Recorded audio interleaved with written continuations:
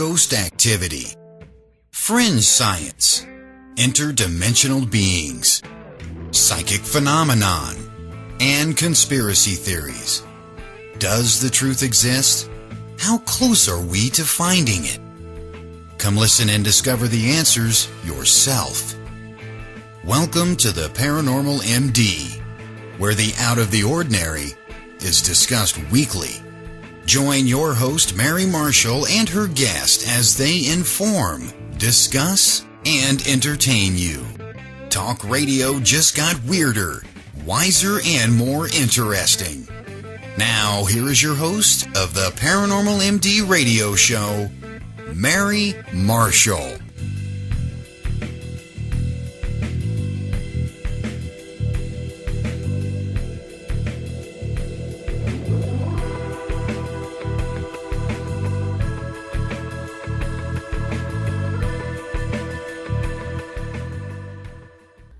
Hello and welcome to the Paranormal MD. I'm Mary Marshall, your host. Thank you for joining me. You'll have to excuse my voice a little bit this evening as I record this show due to just really bad allergies. So I'm a little raspy sounding and I apologize for that. Tonight's show has been one long time coming. I'm very excited to have the guests that we're going to have on tonight because we're going to be talking about a topic that I've been following for several years now, which is transhumanism. Transhumanism, biohacking, cyborgism. So the guest tonight, let me tell you a little bit about him, is Ryan O'Shea. He is an American television host, entrepreneur, public speaker, and futurist. He is best known as host and producer of Pittsburgh American Broadcasting Company affiliate WTAE-TV's online lifestyle and entertainment channel for the 412. He is the creator and host of the Futurism science and technology themed podcast Future Grind, and is a public speaker on futuristic topics such as biohacking, transhumanism, as it relates to body augmentation, biohacking. O'Shea has spoken at many conferences around the world on the topics of human enhancements and futurism. Ryan also serves as the spokesperson and advisor of Grindhouse Wetware, a biotechnology startup company that creates technology to augment human capabilities. Grindhouse Wetware was co-founded by software engineer and U.S. military veteran Tim Cannon, who currently serves as the company's chief technical officer. We'll get into a little bit more with that with Ryan in defining what transhumanism is and what biohacking is. But basically, this is a very large movement that is being funded with a tremendous amount of money and flying under the radar, so to say, that the average person isn't aware that this is going on. Right now, Ryan in Grindhouse is doing something that is more body augmentation, but the devices that they have, which are implanted into the body, thus the biohacking, will become integrated into our system in various ways. The idea with transhumanism is to initially enhance our lives and our capabilities, getting to the point of life extension and beyond into post-humanism, cyborgism, essentially replacing everything almost that is biological about us, and at a certain point replacing where we don't have our bodies anymore. We are literally talking the matrix here, the red pill or the blue pill, in that there's a movement with Ray Kurzweil and others in this field in which they are predicting that by 2045, and actually we're getting numbers into the 2030s, that we will have the capability to upload our mind, our consciousness. Now, this sounds science fiction, but again, the average person really isn't aware of how much we are capable of at this point in time and how that is going to increase hundredfold over the next few years. As we get closer to being able to create quantum computing, as AI intelligence is becoming not a possibility, it's a probability. It's going to happen. You already have governments talking about how this is going to upset our entire society with AIs, because AIs are going to take over a majority of the jobs that we do now, and our society is set up in such a way for pay scales and how we earn our living and our keep and exist. All of that is going to have to change. They're actually talking about a universal income. In other words, allowing the AIs to do things, and we could simply just we'll have our food, our place to eat, and so on and so forth, and can focus on other things. Now, if you enter into the transhumanism aspect, it almost starts creating a combination between humans and AI and creating an entirely new type of species, for lack of a better word. But again, going back to the uploading of the brain and consciousness, it's not science fiction. This is a really, really important topic that I want to get out to people, because these are conversations that we need to start having. We need to be not only aware of it, but conversations we need to start having, and our governments need to start having, due to the ethical and moral implications and ramifications of this type of technology, and where we are headed as a civilization, as a human race. It is both fascinating in an optimistic view. It is fascinating and intriguing, and worst case scenario, it's really, really scary what this could mean for us as people and as a society, and how this could go bad. So you're going to want to settle in and settle down for this show as we enter the reality of the Matrix. I'm going to take a very brief commercial break at this point, but before I do, I want to remind everyone that you are listening to the Paranormal MD radio show. You can listen to us directly on the website at theparanormalmdradio.com. The show is also available on iTunes, Stitcher, and we do have a YouTube channel that you can check out. Also, for those of you who are interested in hearing some of my lectures or taking some of my classes, you can check out that information at theparanormalmd.com, or again, theparanormalmdradio.com. I had the pleasure of being at the Milwaukee Paranormal Conference this past October, as well as the Chicago Dark Shores Ghost Con, and was over at Ashmore Estate, a 100-year celebration. I did a presentation over there, and a couple other places. So anything that's coming up that you might be interested in checking out, you can go to the website and find out more information about me and where I may be speaking, and so on and so forth. All right, we're going to take that break. Don't go anywhere. We will be right back, and smile. Into the Woods is a documentary that follows Mary Marshall and Jay Bachochin over the course of a year of intensive field research. Mary is the skeptical scientific researcher type, and Jay is the think-outside-of-the-box believer. Are all these different types of phenomena being experienced related to one another? Is this area beckoning paranormal activity? Is it a host to a portal of some kind? These two individuals combined their years of investigative research experience and set out to discover what is really happening. Different techniques, different approaches, one common goal: to find the truth. Into the Woods, a case study on the Wisconsin Sasquatch and other phenomenon. Available for purchase at intothewoodsdocumentary.weebly.com.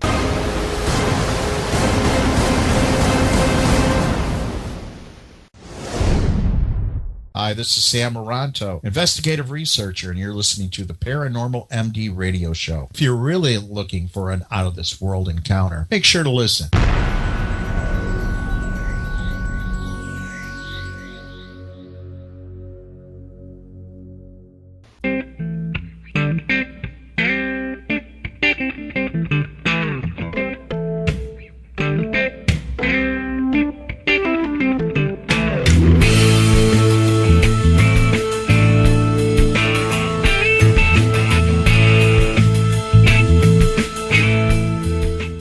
Hello and welcome back. You are listening to the Paranormal MD radio show, and I'm your host, Mary Marshall.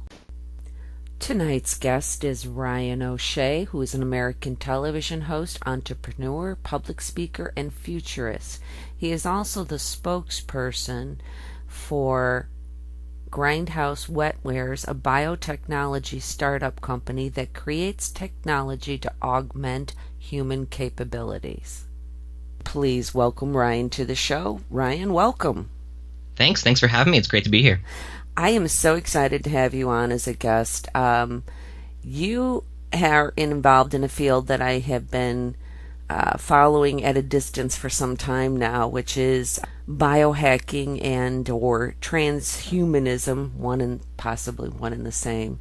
So for people listening, let's start with some basics. You have a company called Grindhouse Wetware. Yep. And tell me a little bit about the company. So Grindhouse Wetware is a biotechnology startup company that's based here where I am in Pittsburgh, Pennsylvania. And the whole mission of Grindhouse is to make open source technology that augments human capabilities. So that could be wearable devices, but mainly what we focus on is implantable devices, which we see as the next generation in the future of wearables. So these would do things that medical devices typically do. A lot of times you would go to the hospital if you have a problem with your body or a sickness or something that needs cured, and the doctors would prescribe a treatment for that. We don't want to go the medical route. We don't want to take arbitrarily considered sick people up to a norm. We want to let people augment their already healthy capabilities and make humanity overcome biological limitations with technology. And that's really what we're all about. This is considered biohacking. What is, if you could kind of define, what is biohacking? Or maybe you refer to it as an elective body modification, but let's go with biohacking. Sure. Well, you gave the umbrella term earlier of transhumanism, so I think I'll define that first, just to give people an idea what that is. Transhumanism is essentially using technology to overcome biological limitations. That doesn't necessarily have to be implanted. That's talking about things like genetics, nanotechnology, robotics, artificial intelligence, basically anything that we see that will basically change the world exponentially in the coming years. And biohacking is kind of practical transhumanism. It's not waiting for academics or corporations or government research agencies to give us this technology. It's people and citizen scientists going out there and building the technology for themselves that they see that they need. And it's really practical transhumanism in that way. So biohacking has a few different branches to it. It could include things more on the biological side, such as 3D printing organs or genetic manipulation using things such as CRISPR-Cas9, which is a genetic modification tool that was recently developed. It can also include technology itself, which is more of what Grindhouse focuses on, and putting technology in the body. So biohacking is really just making yourself able to do more things and create your own reality and be what you want to be through technology. In the philosophy of transhumanism, let's just say put it that way, the idea is for life extension and possibly eventually completely being maybe being very little biological anymore and being more lack of a better word, because people are going to think this cyborgism. But initially your first goal is just for enhancement and then eventually to be for life extension? Yeah, I don't want to speak for all biohackers or all transhumanists here. Certainly everyone gets into this for different goals and different outcomes that they're searching for. But I would say that many people see biohacking and transhumanism as the end goal of being radical life extension, if not, I want to use this word loosely because it's defined all different ways, but eventually immortality. And as you mentioned, becoming non-biological, that's a great way to get to that point. Because the biological body that we have now is really just a vessel for human consciousness, which as far as we can tell, and there's a big mystery around how consciousness arises and what it is, or even is it an illusion, but as far as we can tell, Our consciousness, our memories, everything that makes us us is stored in our brain, which is really just a system of electrical impulses and neurochemicals. And if you're able to duplicate that process in a non-biological substrate, you no longer need the human body at all. You can be digital or uploaded or exist in a robot or an avatar or have many copies of yourself existing in many different forms. And that's what a lot of transhumanists and biohackers see as the eventual long-term future of this, and which sounds shocking. I'm sure a lot of people say, no, there's no way, that's science fiction. But just think about it logically. If you were to lose a limb in an accident, or have an organ go bad, or need a pacemaker or a cochlear implant, you would, of course, likely get that procedure done, and you at that point would be part mechanical, part machine, part technology. Does that make you a cyborg? I don't know. There's a whole definition thing there that we can get into later if you want to, about what is a cyborg. Right. But ultimately, we're living longer now than we ever have before. And if just by living longer naturally, we just replace parts as they go bad, eventually we're going to be mainly non-biological. That's just how things go. It is a really interesting and tricky thing that I don't, and I think right now too, it's not even really being addressed in an ethical way.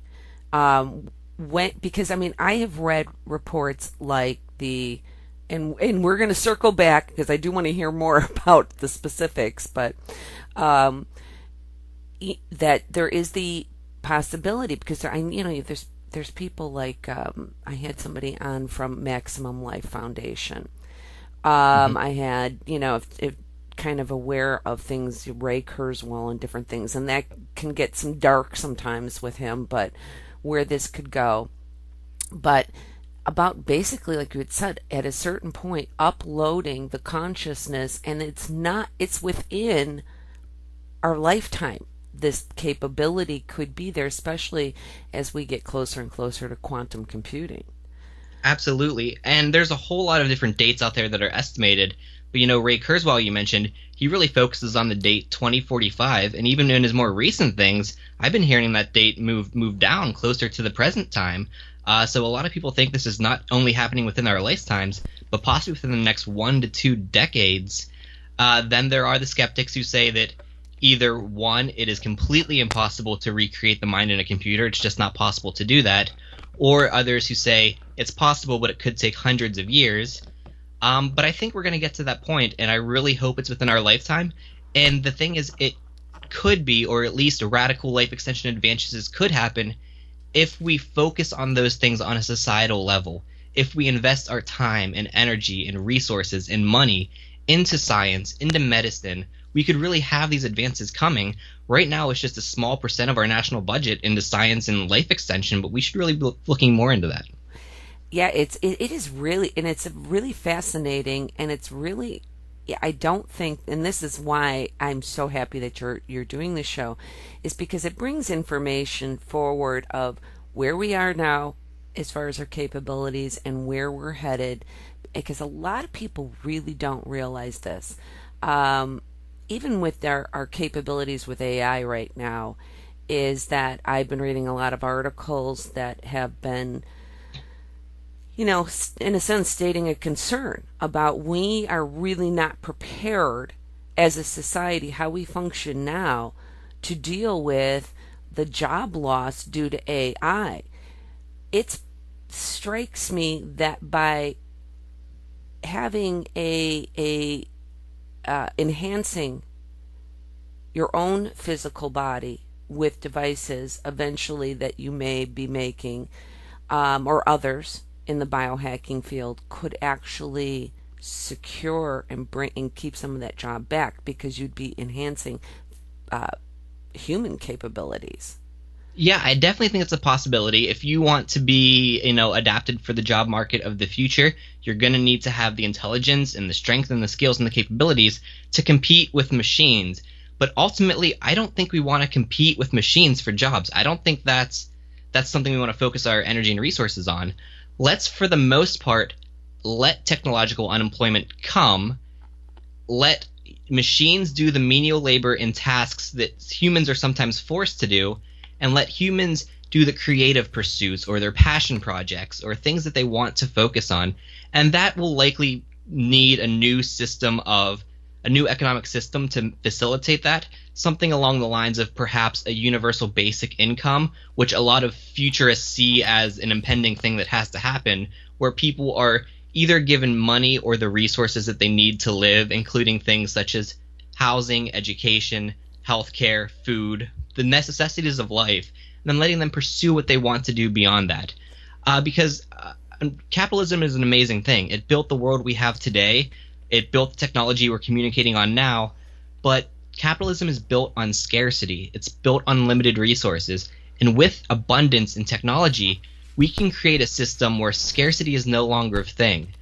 You can 3D print parts on demand. Costs for materials drops significantly. Costs for labor with robotics and machinery drop significantly. And when we're no longer in a system of scarcity, capitalism just isn't going to work. So we need to think of a new system here and let people be what they want to be and not be chained to a job now. Yeah, it's well, you know what? At this point too, let's get into some of the specific devices that Grindhouse is already done and or is working on, and kind of tell everybody what they're about. Absolutely. So Grindhouse Wetware, as I mentioned, is the early steps towards what we're talking about here. So we are doing the first ever elective technological implants that would go inside the body. So this is not a medical device. These are things that people would choose to get. Our first device, just a test device, is North Star. It is an LED-equipped printed circuit board that's encased in Parylene for safety, and then encased in silicone, and that is put into the body. And when it's activated by a magnet, the LEDs shine through the skin, kind of mimicking bioluminescence, which is an adaptation that many animals in the animal kingdom have, that they can actually generate light from their body. So this is kind of mimicking a capability that other animals have, but for us, it's mainly for aesthetic purposes. It can be used to backlight a tattoo. You could use it in perhaps a dance routine, or if you just need some light to shine on something to find, I don't know, you're looking for a keyhole that you need to put a key in, you can shine this light from your body on it and be able to see these things.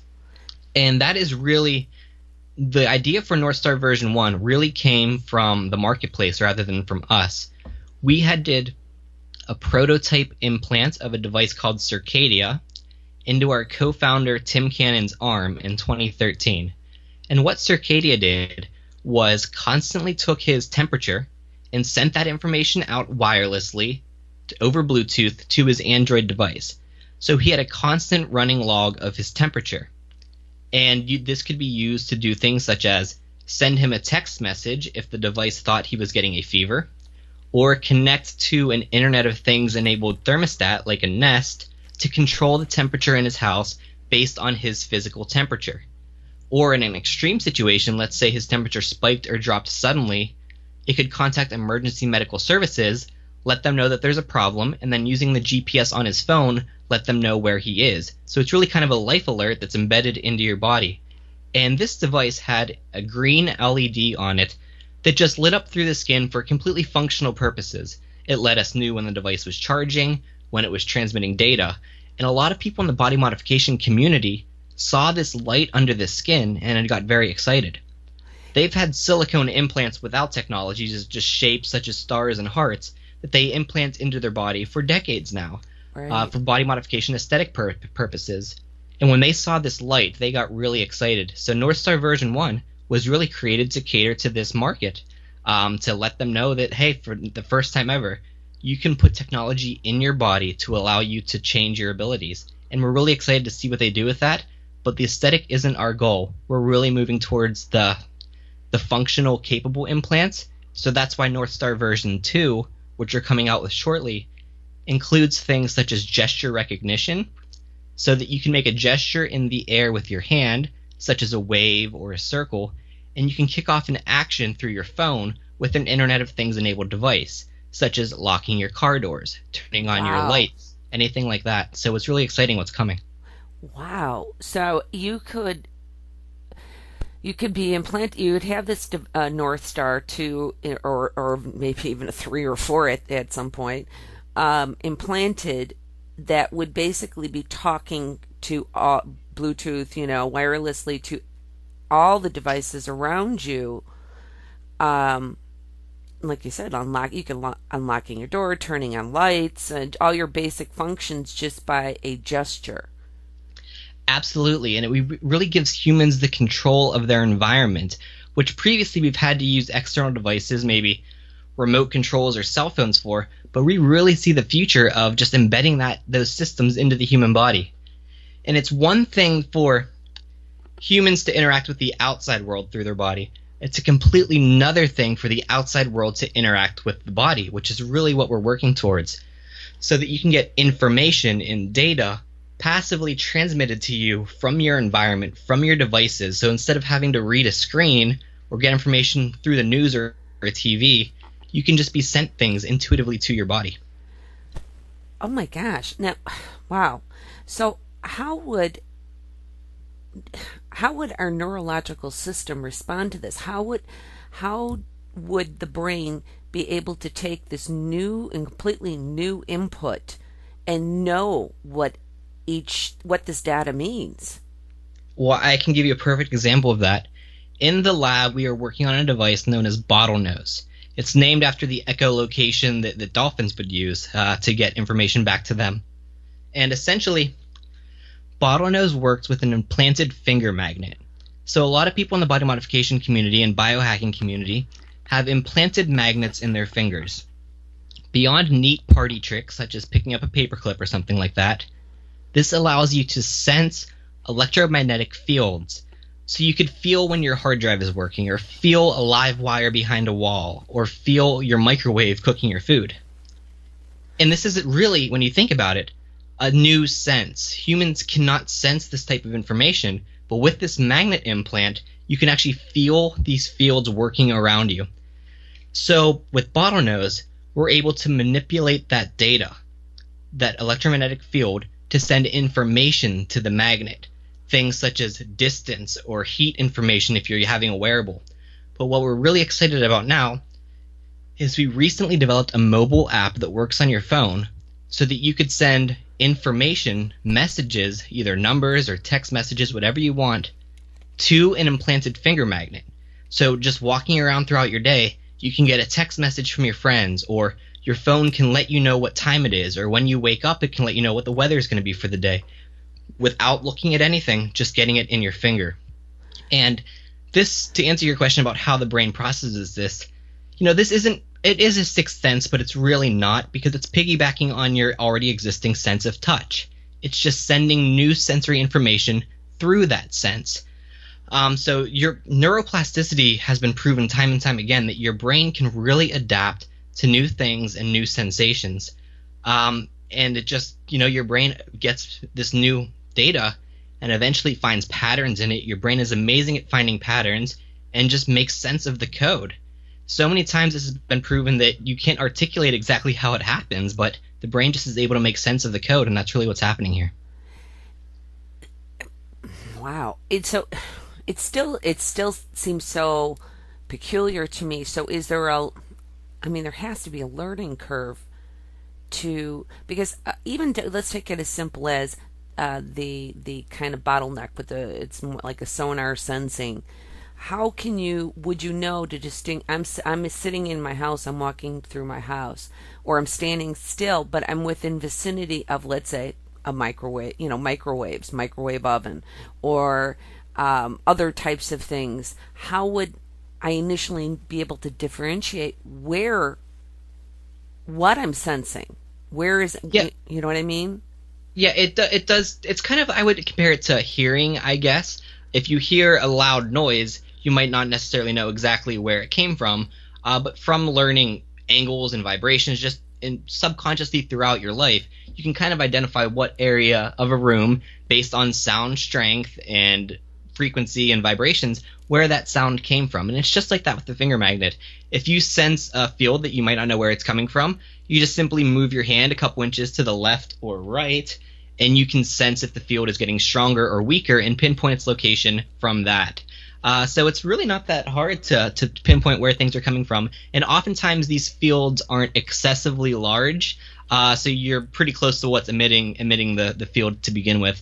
So it's not extremely that difficult. But what we are working at now, which is interesting, is we've had some talks with some local institutions here in Pittsburgh, museums and things like that, to actually send sensory information to customers or visitors through these magnets, so that you can be walking by an art piece and either get sent information about the artist or even vibrations that represent a mood, really fast vibrations if something's chaotic and erratic, or soft and smooth and calming vibrations if it's a calming piece. And we're really interested in exploring these new ways to get sensory information from our environment. That's really interesting about the two, right? Getting the information on so many things. And also, I mean, in a medical, let's discuss some of the really where this could go for medical uses and benefits for people. Like vision impaired. This would, if you could sense things, you could move within your environment and feel where everything is, correct? Yeah, absolutely. We have a lot of people talking about the things like vision. Another example that we always come across is something like firefighters who might be in a smoke-filled room where their visibility is impaired, but they can sense things around them, whether it's heat from a person or distance between objects, to really let them know what's around them in an environment. And there's many different applications for this, definitely, that you can think of just like that. So the medical applications are there. But again, we're more focused on augmenting capabilities. We want healthy humans to be healthier and able-bodied humans to be more able. We definitely want to let everyone. I think it's important that we want to express, to get this across. I recently spoke at a panel at the Smithsonian Institute in Washington talking about the future of both disability and enhanced humans in the future, and how both of these groups of people are going to be able to interact with their environment. There are people in wheelchairs or walkers or amputees that need to interact with the world differently, and it's going to be the same thing for these so-called enhanced humans with magnets. They're going to need to interact with the world differently. I don't think there's any one right way to be a human. We have this kind of definition of what a healthy human should be, 4 limbs, 5 or whatever senses, and a certain blood pressure and heart rate and things like that. But I don't necessarily agree with that. Health is just arbitrary. So however you want to be with your body is how you should be, and the environment should adapt to all of these people. What some of the things when you were talking too about this, as far as being like a life alert, a medical alert, because there's things that I know that we had talked off air a little bit, as far as getting things like a constant read to keep the person healthy on glucose levels and so on and so forth. What do you see the overall benefit of that, and what types of things would it be monitoring? Absolutely. So as I mentioned, the first version of the Circadia device only took Tim's temperature. And that was kind of intentional. We just wanted to make it as simple as possible to be able to do what it needed to do and improve the technology. We're now working on Circadia version 2 in the lab. And the sensors that we're currently hoping to have on it are temperature again, heart rate, blood pressure, and pulse oximetry. So that's blood oxygen. And we're really working hard to crack blood glucose. I know for people who may be diabetic in the audience, that's definitely something that a lot of them are deeply interested in. We're trying to get to that point. So that's the sensors we're looking for. So if you have a constant read of all of this information at all times, you could really diagnose what in your environment is causing these things in your body to change. Are you particularly stressed? Maybe your phone could pick up on this and route you through a park on the way home from work rather than on the highway, so you can decompress. Or maybe it could talk to your Internet of Things enabled house to adjust the temperature or run you a bath, or have your favorite music, calming music on when you get home, so that your environment is reacting to you without you having to consciously do anything. Wow. And you mentioned the health aspects. Like I mentioned, if your heart rate spikes or your blood pressure drops or something changes in your physiology, it can let you know immediately that happened. If it's severe, it can contact emergency services. But also, after time, it can notice, hey, your heart rate always spikes after you talk to Jim at work. Maybe you should avoid Jim at work more often and instead take another route to the copy machine. Things like this that you don't really pick up on. So it just could really change your life. And this is distant down the road here, but what we really want to do is be able to sense neurochemicals, things like pair bonding hormones or things that are released in your body that have different impacts, like falling in love or making a friend, things like this. So you really get to know. Imagine getting a text message, hey, that person you just bumped into at the line at Starbucks is someone you could form a friendship with. Maybe you should get their number or something like that. To get this information, to know exactly how your body is adapting to your stimuli.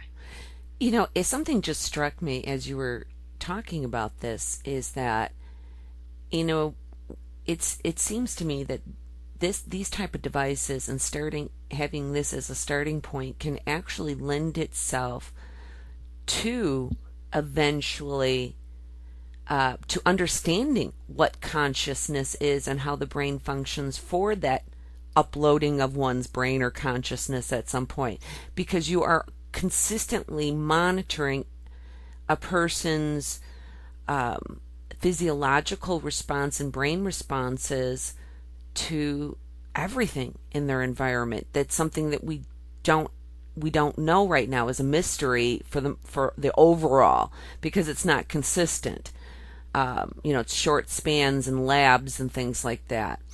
So do you see this really as a stepping stone too in the picture of transhumanism?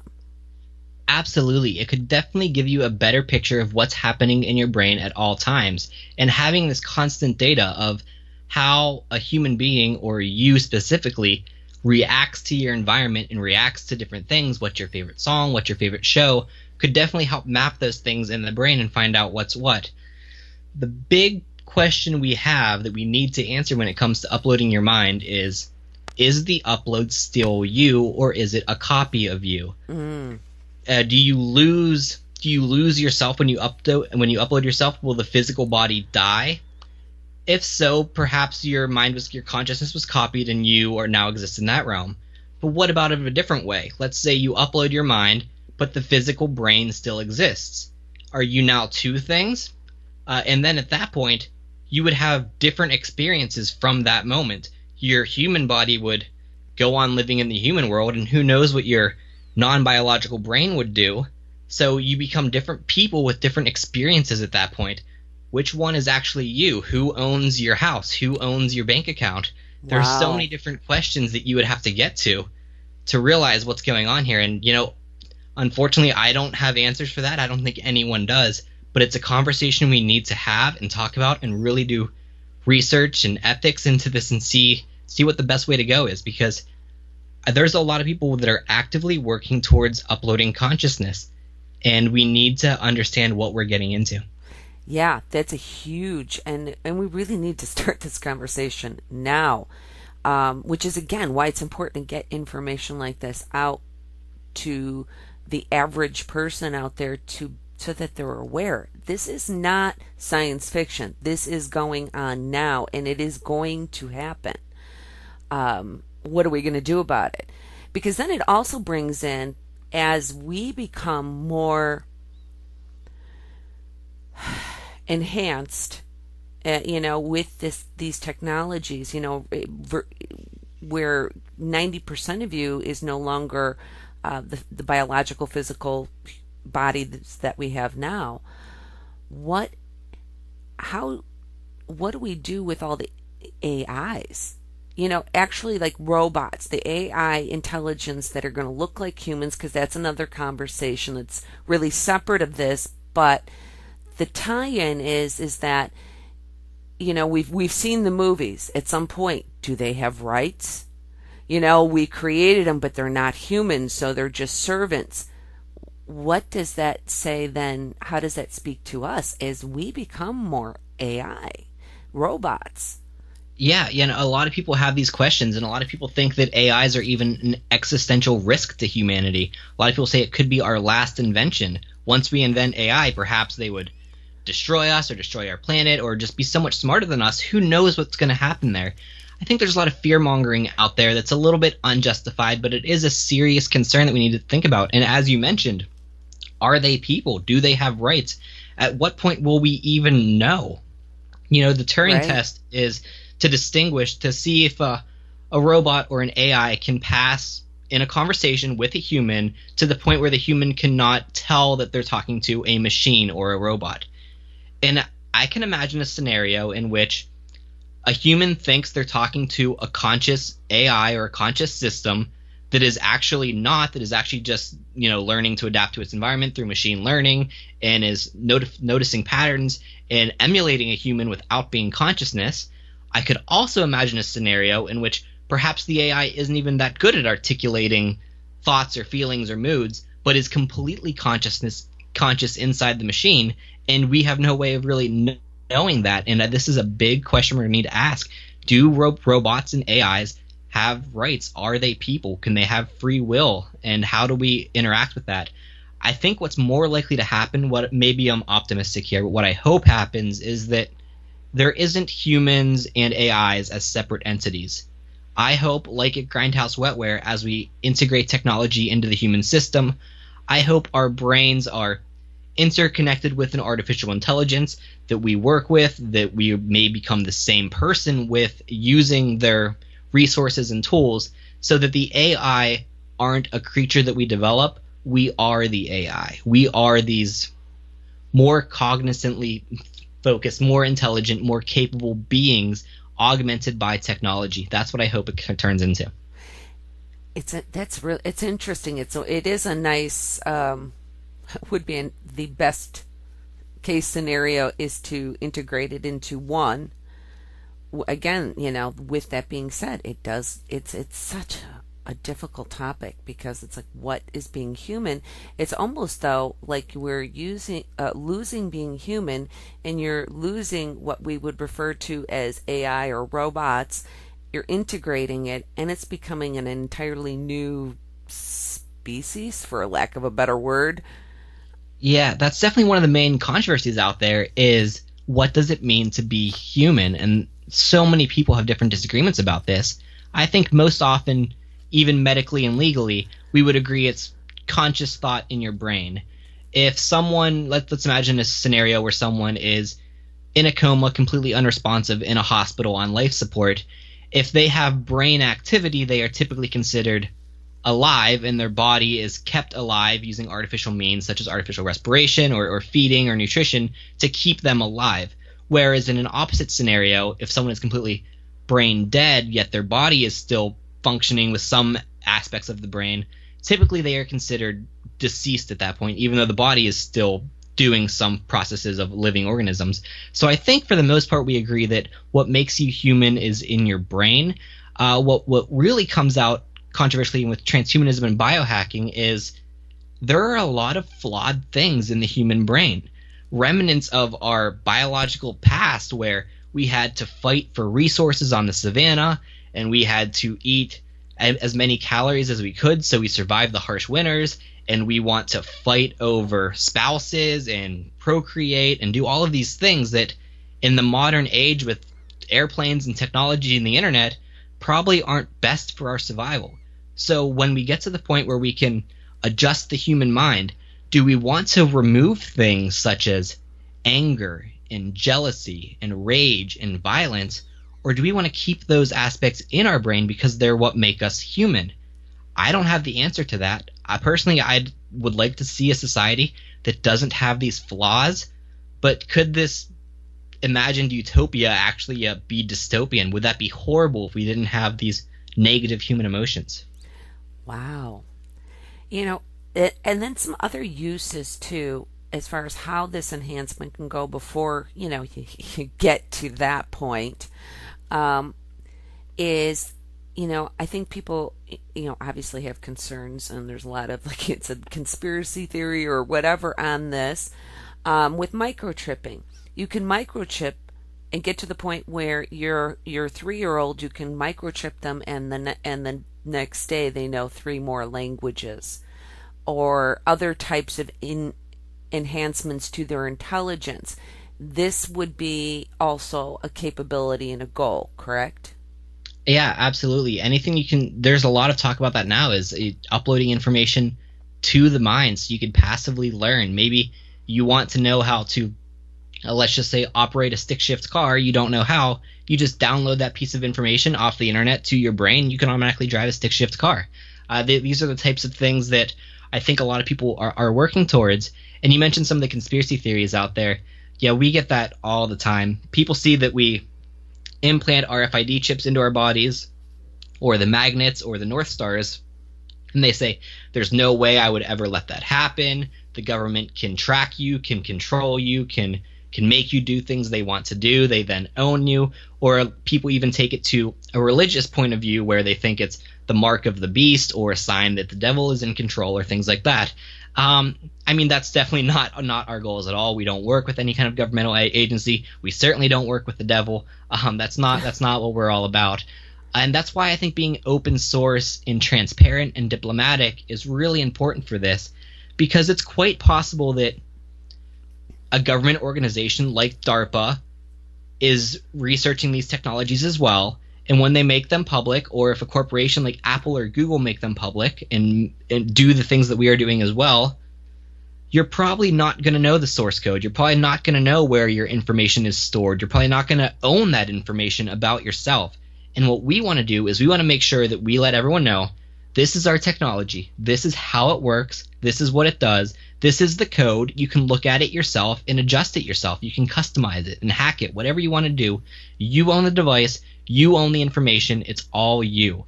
And we want to let people have that information. It's very important, because there are dystopian nightmares of conspiracy theorists and government oligarchs in control, and we definitely don't want that. We want to make sure that this technology does not increase class stratification. We want to make sure it's not only for the rich, and the rich become augmented and intelligent and powerful, and this whole new species of people, while the poor suffer and die as humans. Right, That's not what we want. We want to make sure that everyone has access to this technology and that it works for the benefit for everyone. If it's not for everyone, it's not for us, and that's really what we think. Yeah, because that is a concern, I think, too, is that you do create, you completely tip the tables in society, and you have the haves and the have-nots, and some are going to become servants in a sense, and then those that can afford or whatever do these types of things, they're going to be by far, you can't compete in a sense as a person. And let's just take it again back to school. Let's say it's children or college, whatever, on the job, and you have one person who is chipped and enhanced in various ways with devices or whatever, and then the one that's not. You cannot compete. So how do you prevent that, though? That may not be your goal, and you don't want to see that, but how does society prevent that from happening? That's a conversation that's happening now on college campuses. There's a lot of talk of students and even professionals using things known as nootropics, which are kind of pharmacological substances, pills, chemicals, things like that would theoretically enhance your cognition, make you focus more, have your memory increase for a certain amount of time while the chemical is working in your body, and really kind of smart drugs that people are talking about and taking. And I know a lot of people take even prescription drugs for off-label uses because they do things such as enhance focus. And there's a controversy: is should college students be able to do this? Is it give them an unfair advantage over people who don't take smart drugs? My personal point of view, if there are people in school now learning to be doctors, learning to treat cancer, learning to lead our government and lead our world, I want those people to be as smart and as capable and as knowledgeable as possible. So I would say, please take the smart drugs. If you're learning to treat cancer, please be as smart as you can to treat cancer. I don't care about an equal footing for college students, and the person who doesn't have the smart drugs isn't smart enough to cure the cancer, because I just want the cancer cured. I don't care how it gets to that point. That would be my point of view. But at the same point, I don't think that, and Grindhouse definitely doesn't want this to be something that people are forced into. That's another big one of the conspiracy theories. Oh, I'll never get chipped. The government's going to mandate I get chipped, that I have these capabilities. People should be able to say no at all points. If someone wants to be a biological human or a version 1.0 human, however you refer to it, for their entire life, they should be able to do that. Here in Pennsylvania, we have communities of the Amish that are very slow at adopting technology because they value their family life and their interpersonal relationships, and they feel that technology impacts that. And when we get to implantable technology and things like that, I'd say more and more people are going to start to feel that way. So even if they use cars and planes and laptops and cell phones, they might not let the technology inside their body. I think that's completely logical, and they should be able to do that. No one should ever force someone to do something with technology they don't want to do. Yeah, the thing is, I think that though that, again, just the conversations that people are going to have is you get to a point where you really don't have a choice. Yeah. Even though you do have a choice, you don't, because you can't survive and thrive in a society, that is leaning towards this type of technology. Because, you have the choice to not do it, but you are going to be left behind.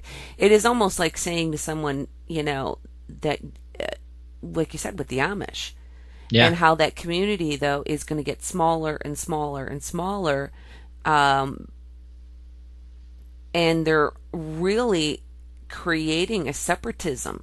You have to. So your choice does that. It takes away a different type of freedom and liberty. You know what I mean?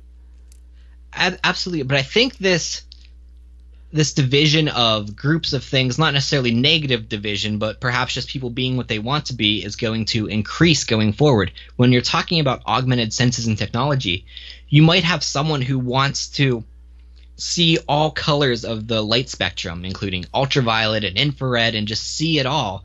Whereas someone they might not want vision at all. Maybe that's not a sense that they enjoy, and they'd rather live. There are people who, without senses today, who kind of identify with communities of people in the same situation, and they have their own languages and ways of communicating and belief systems based around, I don't want to say disability, but their ability or lack thereof, or whatever, makes their worldview what it is.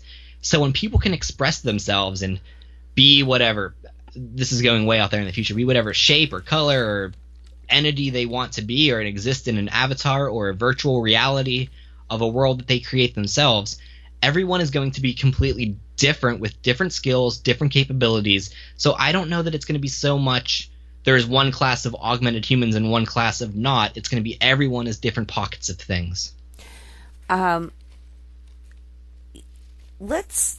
have one more thing I kind of want to touch before I circle back here to something. Sure. And this would have to do with, although I know just in talking to you and hearing what you're saying now, you're not in any way an advocate and would prefer not. But how do you prevent, because if you've got this knowledge and this technology continues to grow, other people are going to do this. As you said, it's even open source. How do you prevent a military or government uses of this in creating, which in some ways could be great, again, if they volunteer to do it and they're the super soldier, but it can be taken and used in bad ways. There's really not a way to prevent that, or is that part of some of the things that we need to create laws about? Yeah, one thing we always need to think about with technology, and this has existed for thousands of years, is technology simply magnifies humanity. Whatever the technology user's goals are, whether it's for good or evil, is magnified and amplified with technology. It's really a mirror on ourselves. So that's exactly how it's going to be. Hopefully, every technology that's ever existed has been used for negative purposes, and when we're getting to things like this, the negative use of this technology can be severe. You can really do a lot of bad with this technology. But what we always have asked ourselves is, does the benefit outweigh the risk? When it comes to nuclear power, does the benefit outweigh the risk? That's a conversation we're still having. Right. When it comes to cars, does the benefit outweigh the risk? There are tens of thousands of deaths every year because of auto accidents. We could make that number 0 easily. We could lower the speed limit to 5 miles an hour, really up the safety standards of the cars, and let everyone crawl around in their cars at low speeds, and they would never die. But we say that's not worth it. We would rather jump out of planes and drive 65 miles an hour down highways on wet roads because it's worth it to get to where we're going. And if people die in the process, that collateral damage is worth it. That's not me saying that. That's what we have collectively decided as a society.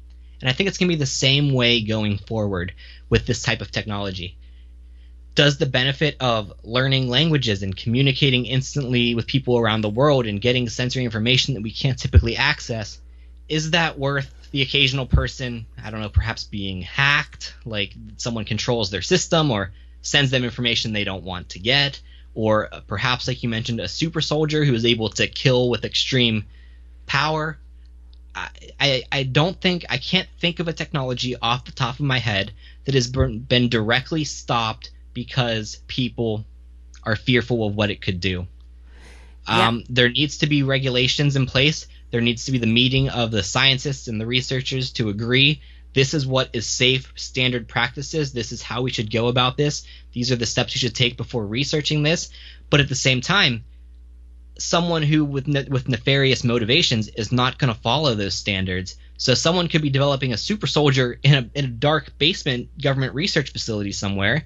And if people in society in general aren't openly also making that, when that super soldier is made, there's going to be no resistance to it. So you need to have the technology universal and democratized as well. Yeah, to create a balance. I think probably the thing that I would be extremely, I think, like you said, fearful of is you're being hacked. It's not any longer, what we can compare it to and saying, and what we already think it's disastrous. If your computer or your phone or whatever gets hacked and it shuts you down. It shuts down your life because you have no access to things or things are wrong and so on and so forth. But this is now us that could happen to. And that is, I think, a really frightening thing. And I don't know that there's ever really a way around that. There is going to be that chance. Yeah, I think people would be kind of shocked if they actually sat down and thought about how much of our infrastructure and society is already able to be completely destroyed through hacking. When you have things like, most people's money doesn't physically exist in a vault somewhere in their house or in a bank. It just exists as numbers on a spreadsheet. And if someone were to hack that, let's say all the debt records or all financial savings records were deleted one day in a hack, how would society deal with that? Or every flight and plane information is all computerized, and whether they're landing or flying and in flight, and our water treatment processes, that's all computerized and all theoretically hackable. So, I mean, these things, there's already great society potentially ending risks with computers and hacking. So far, we've been safe, and I think the benefits of the world we have today with planes, with traveling, and with communicating around the world is worth those risks. Will it always be? I'm not sure, but I think it will be. That's my gut instinct. That make sure security is there, make sure you're taking the proper steps to make information safe. But at the end of the day, we're not going to stop progressing. So it's one of those risks we're going to have to deal with. And I think what we always do is there's an existential risk, so we create technology to combat that, and then that new technology that we create becomes the new existential risk. And then it just is this ongoing cycle of risks to humanity, and then we make technology to overcome it. Right. And I think that's how it's going to continue to go. Now, currently, I don't think that you're currently using nanotechnology, but this is something that you would be open to or may be goal towards using. How would this influence the particular devices that we have now? That you have now, the bottleneck and so on and so forth.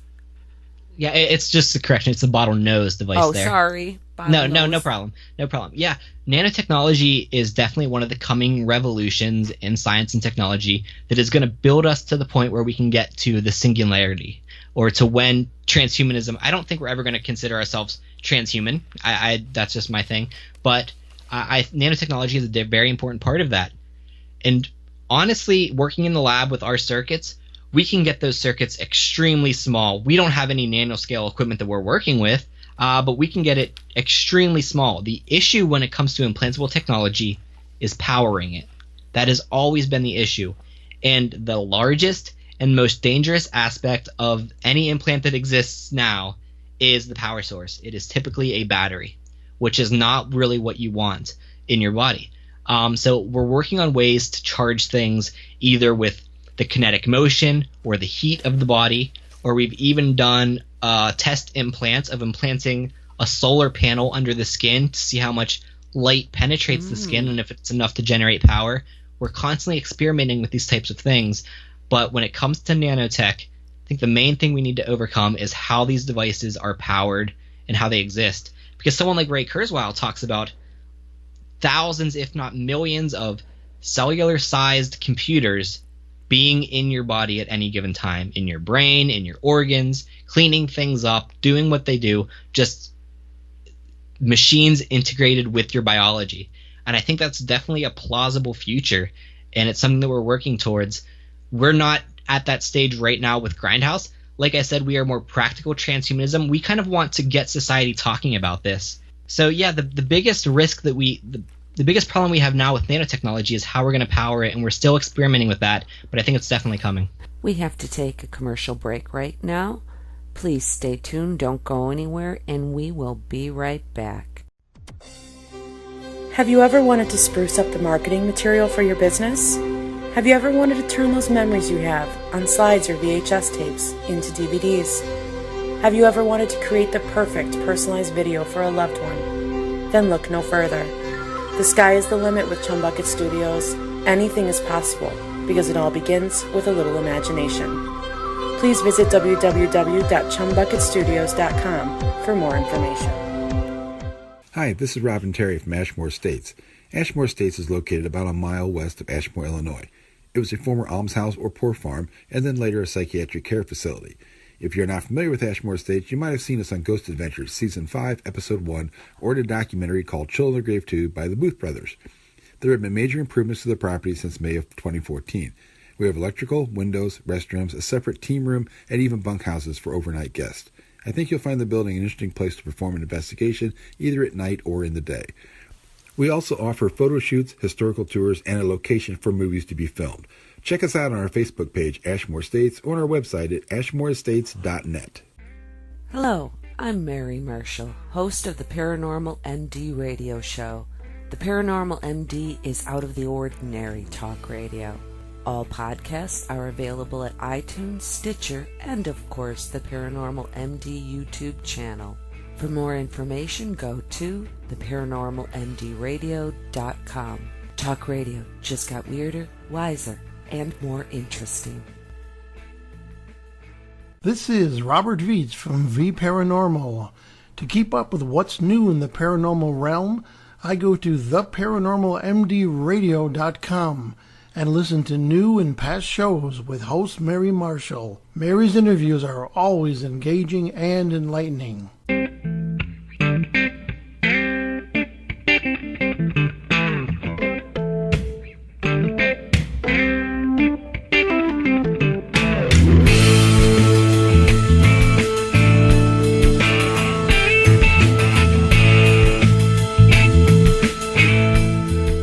Hello and welcome back. You are listening to the Paranormal MD radio show, and I'm your host, Mary Marshall. Let's continue talking with our guest for this evening, Ryan O'Shea. When you're talking about nanotechnology with a life extension, and you did mention something else when you were talking about it as far as a singularity. I don't think most people would understand what that means. So could you maybe define or explain a little bit better what singularity means in regard to life extension or the post-human condition?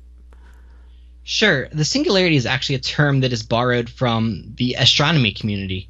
It's the point in a black hole, the event horizon, after which no information escapes from the black hole. So we have no idea what happens after the singularity in space. And it's the exact same way with the singularity when it comes to technology and transhumanism on Earth. It's the point at which machines or AIs can improve their own code and get smarter at an exponential rate that as soon as it gets to that point, they just take off and they can run with it. And who knows what's going to happen after that point with the AIs replicating themselves or becoming smarter or making new scientific discoveries. They might not even have time to transmit to the humans that are existing because they're just accumulating information at such a rapid rate. What happens after machines get to the point where the singularity occurs? I have no idea, and no one has any idea. We hope that it's going to be a good thing, but no one is really sure. And the 2045 date that I mentioned earlier for mind uploading and all of that, that's when Ray Kurzweil, based on his estimates and models, thinks that the singularity will occur. Wow. The period of time that we are entering into right now, we're entering into in so many levels, due to various types of technology that we are coming to terms with. It's very easily in just say in 40 years, it's going to be a completely different world and way of life it's going to be completely different than what we know now. If we had a time machine and you could go from right now to 40 years in the future, you would think that you had jumped, a few hundred years into the future. Yeah. One of the things I mentioned is I don't think we're ever going to consider ourselves transhumanism, and they're transhuman, and I think there's a good reason for that. If you were to talk to someone 2,000 years ago and ask them what they would consider as someone who is beyond human, they might say things like someone who can fly in the sky or go to the moon or travel the solar system or communicate with people around the world and see them and hear them. And we can do all of that today. Are we transhuman already? We're definitely using technology to overcome limitations. We're definitely in this ontological design where technology is a feedback loop that creates the new version of humans, and we learn through it, we adapt to it, we grow with it. Are we already transhuman? And what do we now think that a transhuman would be? We mentioned things like using computers to augment their consciousness and their intelligence, or being able to have exoskeletons that are of extreme strength, or 3D print and replace body parts at will. Will they consider themselves transhuman? I don't think so. I think they're going to look at us the same way we look at people 2,000 years ago. We're just always human, increasing our capabilities, and I think that's how it's going to be. Yeah, you mentioned that the world might look indecipherable in a couple decades with all this technology growing. I think that's right. I think the only way that won't happen is if there's some other external disaster that transfers our resources away from science and technology and into the threat that we have then, such as, a pandemic, a global war, something like that could stop our progress. But at this point, I don't see that happening. It's interesting. You said the word pandemic or something, and you know what? It could be almost something like that would propel. Yeah. This more because of survival instinct starts kicking in, and you have to find ways to get past the physical limitations we have now for our survival. And so these things become necessary. Yeah, I definitely think that's how it is. I think once the reason that people I think are not adopting this yet, and it's not a societal conversation about biohacking, is just because a lot of people don't know it's happening. I would say I've always been, just based on my thinking and thought process, a biohacker and a transhumanist, but until, 5 years ago, I never knew those words. I didn't know this world existed. I always knew that technology was going to vastly change humanity and that we're getting to this point, but I never knew that there was a community of people discussing it and talking about it and building it. And as soon as I discovered that, I was like, hey, these are my people. This is what we need to be focusing on. And I think a lot of people that have never heard of these words, maybe in your audience and even not in your audience, have these thoughts as well, but it's not directed towards anything. And I think letting people know that there are people working on this, it's coming, you should too, is really going to jumpstart that. And getting people to realize that this isn't science fiction. It's not something that happens in movies or 1,000 years from now. It's happening today, and it could happen quicker. and it could benefit everyone if we work towards it. Let me ask you, in a personal sense, do you have any implants now, and or plans to? At what point would you start implanting if you don't have them now?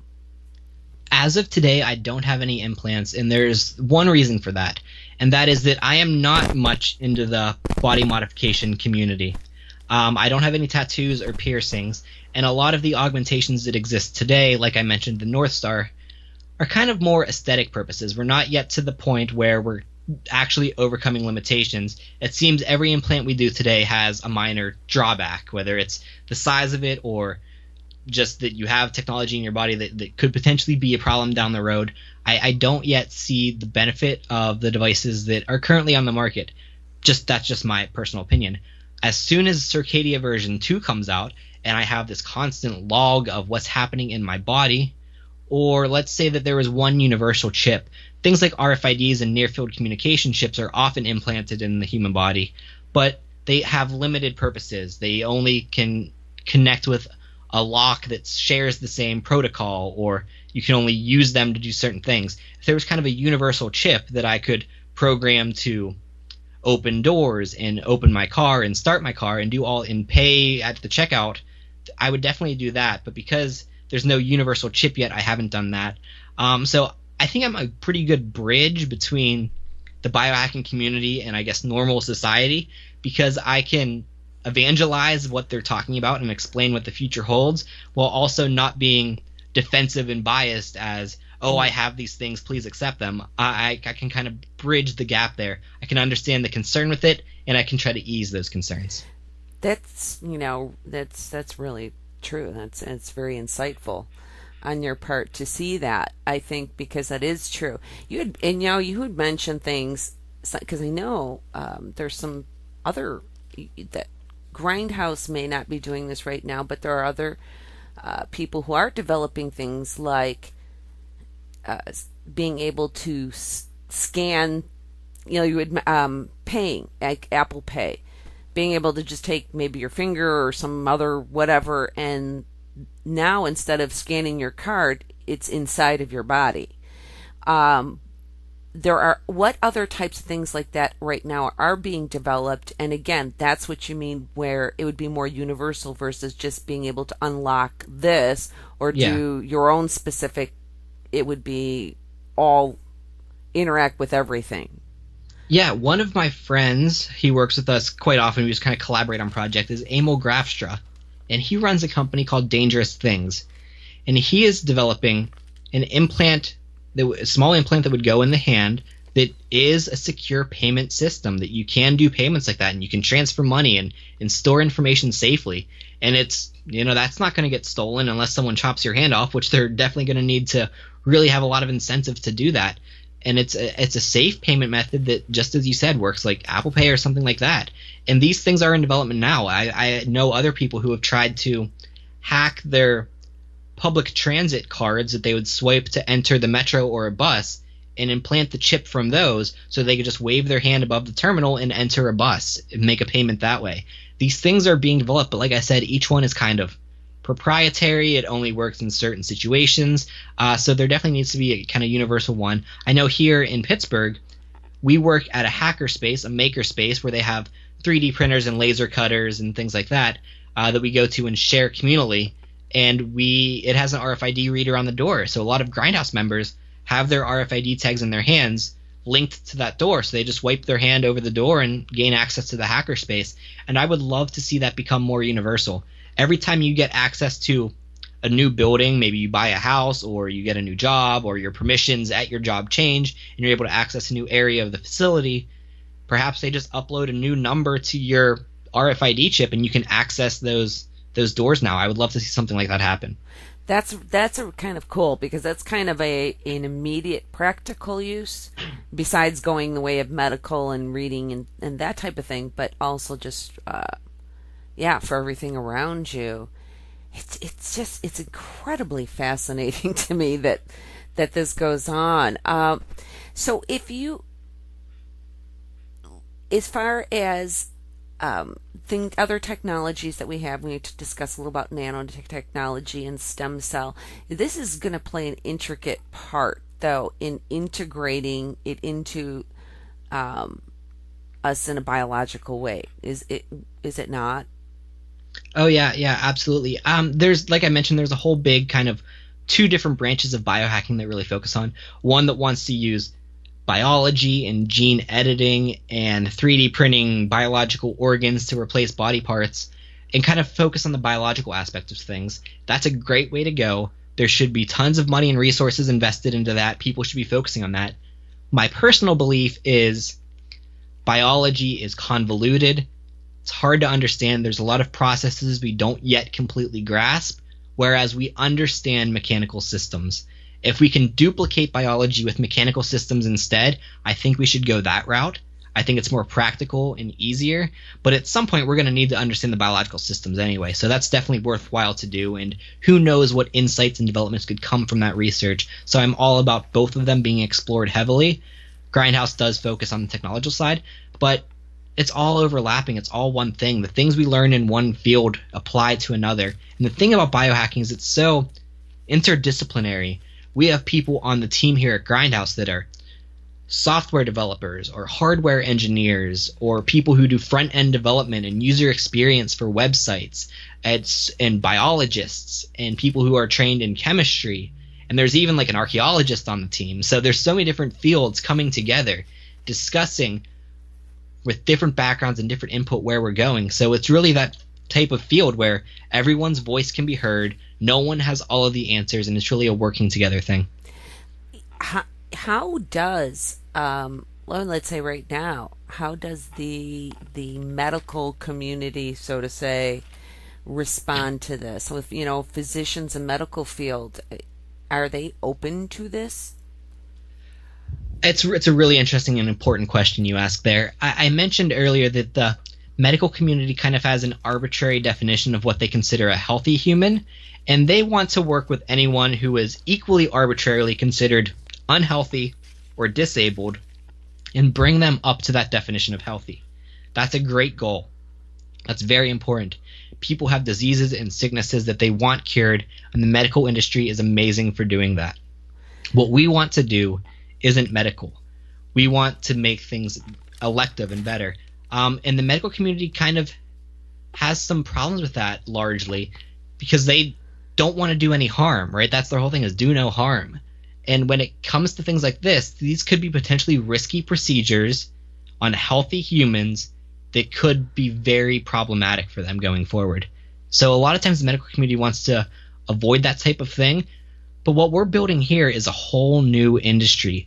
We need different standards and practices and regulations. We need people to have body autonomy, that if they want to do something, they should be able to do it to themselves, granted that as long as it doesn't hurt anyone else in the process. And a doctor should be able to perform those procedures on us, and we really need to fight for those regulations to take place. So I would compare what we do more along the lines of cosmetic surgery. That is medical doctors with degrees in insurance-covered, safe, sterile environments that work within the system with FDA-approved technology to augment human bodies for aesthetic purposes. We want to do exactly that, but not for aesthetic purposes. We want to do it for functional purposes. Mm-hmm. So I would say the best model for what we want to do going forward is something like the cosmetic surgery model, where it's elective procedures. Yeah. But yeah, to answer your question directly, a lot of people in the medical community are skeptical about what they do. They're concerned about what we do.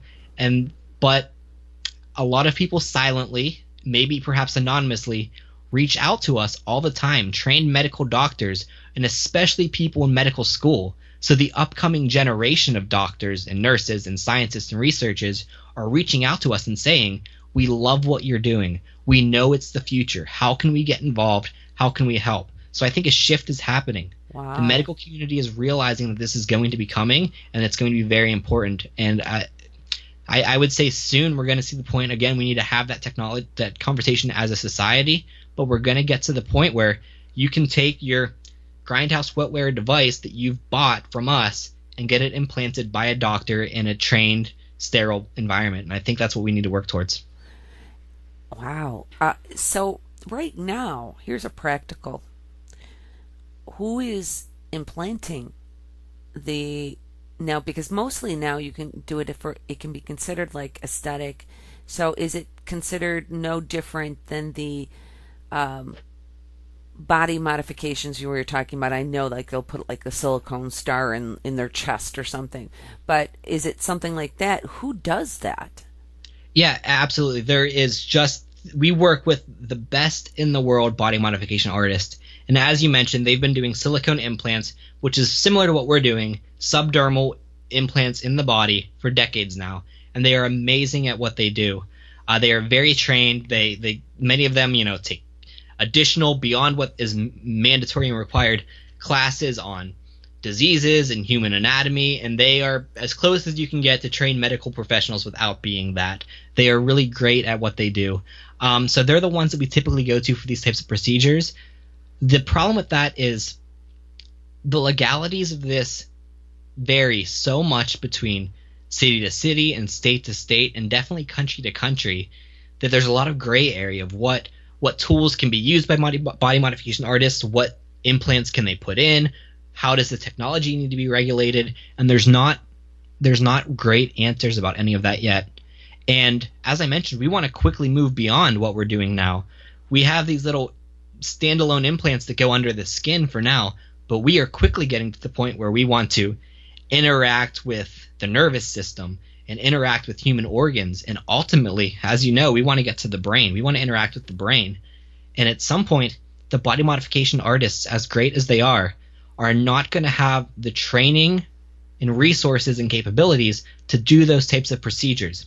So unless we're going to hit a dead end or have to go underground, we're going to need to openly have conversations to get medical professionals on board with what we're doing. Are there countries right now that would allow it?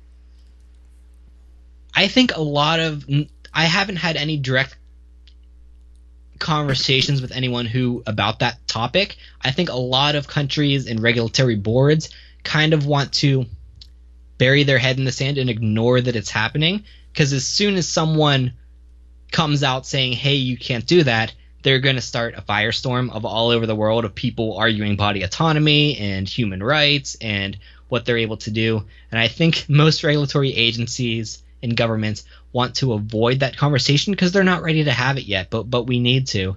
Yeah. And it needs to happen sooner rather than later. There are people who do find medical doctors to do kind of backdoor procedures secretly, anonymously, and get things implanted.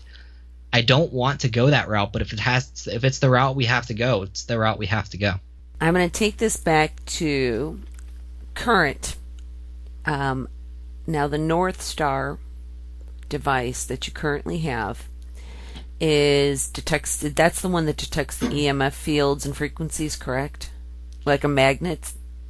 The magnet is literally just a magnet. The North Star that we have now just lights up under the skin. The next version will include gesture recognition. Okay. Because I have a lot of people that are going to be listening to the show that are into paranormal. Uh-huh. And I was thinking about the fact of, one of the main pieces of equipment that a lot of these investigators are going to use is an EMF detector. Absolutely. So if with an implant, they could get an implant and they would be the EMF detector, correct?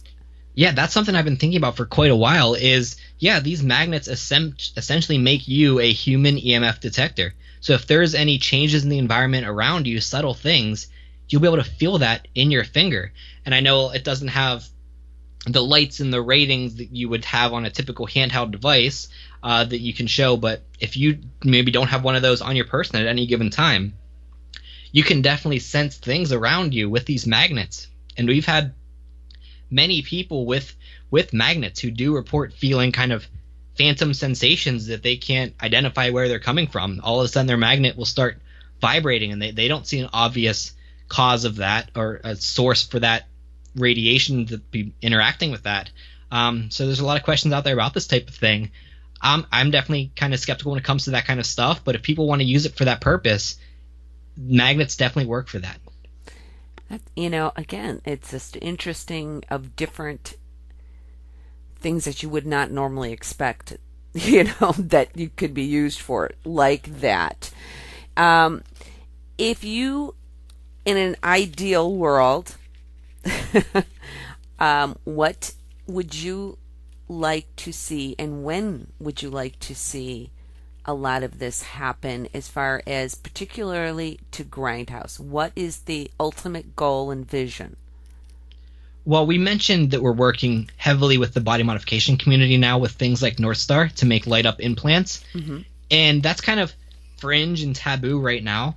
But when you think about the last, I don't know, let's go say 5 decades, everything that was fringe and taboo in that community, dyed hair and tattoos and piercings, is becoming mainstream now. It's no longer strange to see any of that stuff in respected people in society.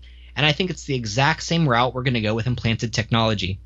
The body modification is an amazing community to prove that this technology is functional, is safe, and can be accepted and done appropriately. And as soon as it's proven on that level, with things like Circadia, where you have the tangible benefits of knowing your health data at all times, that's invaluable information.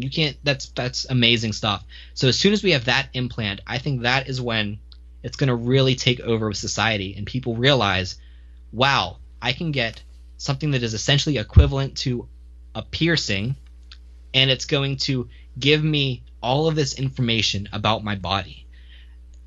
I think that's when it's going to really come mainstream, and things like North Star version 2 as well, where when you're walking down the street and you see someone wave their hand in the air and summon an Uber and it comes and picks them up, you're going to wonder, why don't I have that capability? Why don't I have this technology?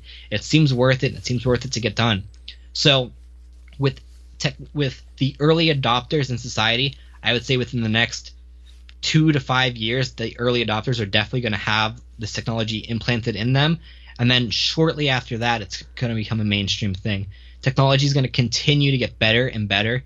These devices are going to get smaller and smaller. That's the main criticism right now of them, is size.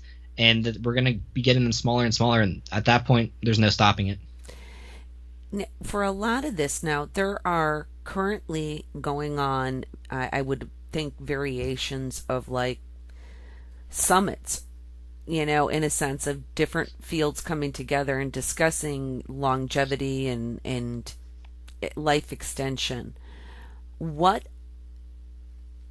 Are you participating in this, and what types of conversations or fields are involved in that?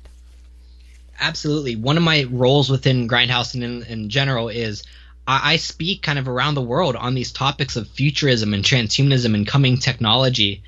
There's a body hacking con that happens every year in Austin, Texas.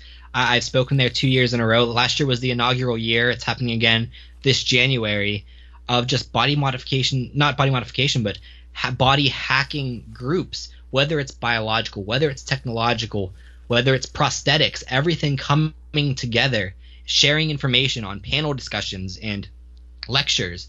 And that's really what's happening. I also spoke at DEF CON in Las Vegas this year, which is, one of the largest hacking conferences in the world, talking about information security. And this year they had a dedicated series of talks about biohacking. And I was lucky enough to be able to kick that off. So people in the hacking community, information security community, these are all coming together. And then there's the more medical focused ones that talk about things like exponential medicine, things that are coming in when it comes to patient-doctor relationships and cancer treatments and innovative new technology, that they're definitely talking about things like this. I even recently gave a talk Tim and I flew to Madrid, Spain, to give it a talk at a tourism conference there, talking about how this technology will impact the future of travel and how you will interact with tourism and destinations in your hotels differently with this technology. And there's a whole world of things to explore there. So this will literally impact every aspect of our society. So people, whether it's the medicine, the computers, everything's coming together and having these conversations. And I think that's exactly what we need. While you were talking just now, something popped into my brain here, which was virtual reality. It right now is outside of ourselves. Again, this is potentially something that as we grow in this field, and it's eventually going to go other places. But one of the steps too could be of taking that external virtual reality, and it's now playing in your own brain. It sounds weird. I'm trying for me to even say it that way, but wouldn't that be a possibility?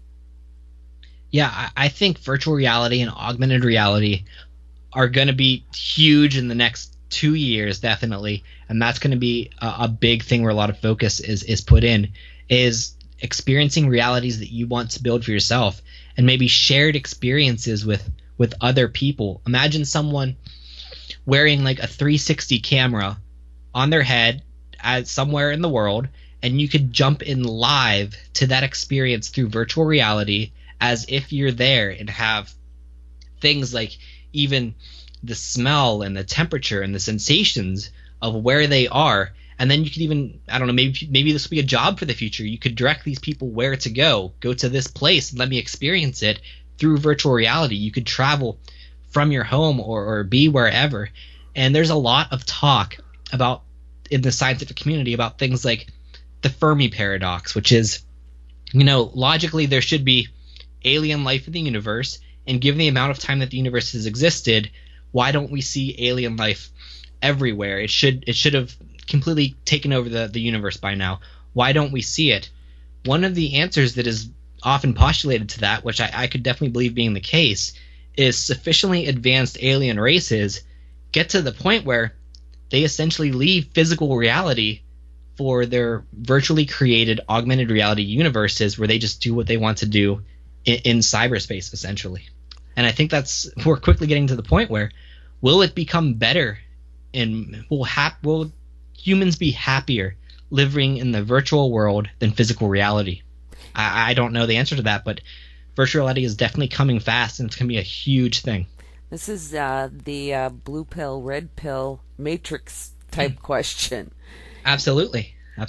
It's and when you're talking about, because which led me to ask that question, is it puts a whole new spin on tourism. If you like you said, creating a job, it's like this is your new tourism. Instead of physically going somewhere, it's like, you book this for, I want to go to Hawaii this weekend, and you're there, Or imagine taking over a rover on another planet. You could book a time to take over a rover like the Curiosity, and you are essentially at that point a robot on Mars through virtual reality, and you control the tools, you can drive it wherever you want, and you could experience Mars from your living room. Wow. That might be another question, because with our capabilities now becoming, Mars becoming a reality, of us getting there, would you see it being much more useful if we were in or is it actually worse? I don't know. In that type of with less biological matter to us for survival and thriving on another planet like Mars? Well, the whole term cyborg means cybernetic organism, and one of the first uses of this term, really why it was developed, was to talk about augmenting humans for deep space travel. We are adapted to life on Earth. We are adapted to the pressures here, to the oxygen-rich environment, to the water, to the radiation levels that exist here. In space, there is none of that. There is many different stimuli and radiation and different pressures and gravities on planets that make our bodies simply not work the way they're supposed to. So to venture off into the stars and explore the solar system is, I think, is a driving force of humanity. We always overcome these barriers, and that's the next one. To do that, we're going to have to augment humanity in some way, I think, and become essentially cyborgs. One way to do that is, as you mentioned, is using kind of robot avatars to be our kind of thing out there that's exploring for us. I would love to see humans themselves, existing biological humans, go out into the stars, though. It's something that is an insurance policy for us. Life is so fickle here on Earth. Something like an existential risk, a meteorite, a pandemic, a disaster, warfare, any of that could really end human life on Earth, or even potentially all life on Earth. And to get the insurance policy of a colony of humans existing on the moon and on Mars, and then cloud cities on Venus, and expanding from there, potentially leaving our solar system entirely, is very important, and I'd love to see that happen.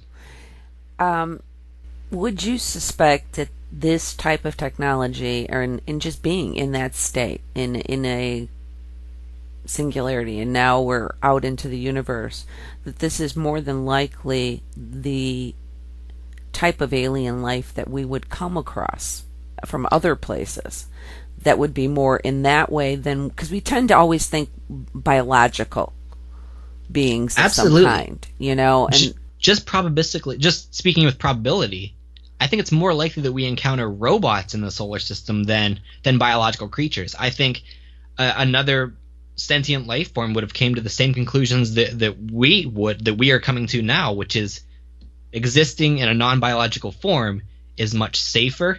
You have much more capabilities than you would being in a biological vessel. So I definitely think that they would have made that transition given they had sufficient technology, which, assuming we're able to make contact with them, they would. I think it's quite possible that we could venture out there and find a universe populated by robots. I think that's very likely. My mind just flashed to Doctor Who. Yeah. And the types of because you don't see often in, let's say, a Doctor Who scenario, and I know we're fiction and television, but you don't see a lot of biological. Yeah. You do see more in the robotic AI type thing. Well, I don't want to take too much more of your time, but can you maybe tell people or suggest some places where they could go to learn more about this topic if they were to start researching it themselves? Yeah, I mean, as with anything, I love Wikipedia. So if you want to know more about transhumanism or biohacking, just start there and you'll go down the rabbit hole of research. I know every time I open a Wikipedia tab of a topic I'm interested in, I look up at my taskbar like 5 minutes later and I have 10 other windows open that I've always clicked and opened to just dive deeper into my research. So that's a great place to start. Grindhouse Wetware has our website. It's grindhousewetware.com. We're also on all of the social medias, Facebook, Twitter, Instagram, and YouTube. We just posted a video recently of some new North Stars we're developing of various different colors that you can check out. And that just went up. And then me personally, I'm always communicating about this type of thing. I have the podcast, the Future Grind podcast, where I interview people who are interested in futurism and are really building the future that we're talking about. That's available on iTunes. Futuregrind.org is the website. And then personally, I have my Twitter and Facebook and Instagram, and you can find me on all of those places and keep in touch, and we'll let you know what's going on with Grindhouse and what's going on with this technology in general. That is fascinating, and I just want to thank you so much for joining me and discussing all of this. And hopefully, maybe a couple years from now, and I'm saying that much time, and I probably don't even need it, get you back on and see where we're at. Yeah, maybe we can communicate with our telepathic implants at that point. We don't even need to record it. There you go. Well, thank you again, and you have a wonderful evening. Thank you. You too. I'd like to thank everyone for listening this evening to this show. It was a lot of really important information to get out there. I hope some of your questions were answered. If you have more questions, please, you can go to grindhousewetware.com. Also check out Ryan O'Shea, and you can go to the paranormalmdradio.com, and all information and links will be posted there on the guest this evening. Thank you, everyone, and until next time, smile.